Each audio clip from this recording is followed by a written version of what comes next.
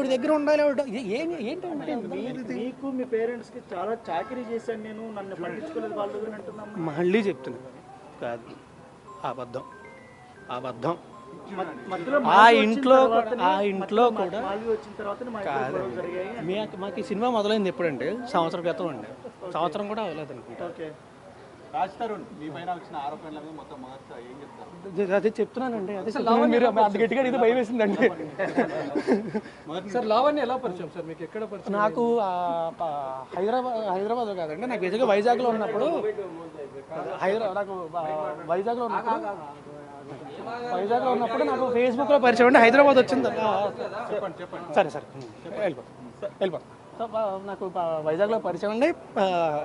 హైదరాబాద్ వచ్చిన తర్వాత ఇనీషియల్గా నేను ఒక దీనికోసం వచ్చిన సినిమా గురించి వచ్చినప్పుడు, హైదరాబాద్ వచ్చినప్పుడు ఇనీషియల్గా అప్పటి నుంచి పరిచయం అండి నాకు.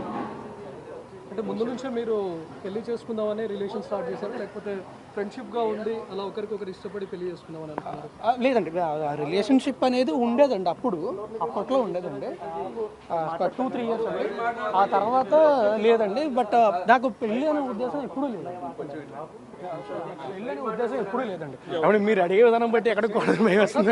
ఎందుకంటే మీరు అన్నట్టుగా తనను పెళ్లి చేసుకోవాలి అని చెప్పి తనతో రిలేషన్, లేకపోతే తనతో రిలేషన్ రిలేషన్స్లో ఉన్నామండి. కాదండి, అంటే మనసులో ఎక్కడో ఉండేదండి, ఖచ్చితంగా ఉండేదండి. అంటే మేబీ అయితే బాగుంటుంది, మంచిది, డెఫినెట్గా బాగుంటుంది, అయితే బాగుంటుందని ఖచ్చితంగా ఉండేదండి, అందులో డౌట్ లేదండి, అది ఖచ్చితంగా ఉండేది.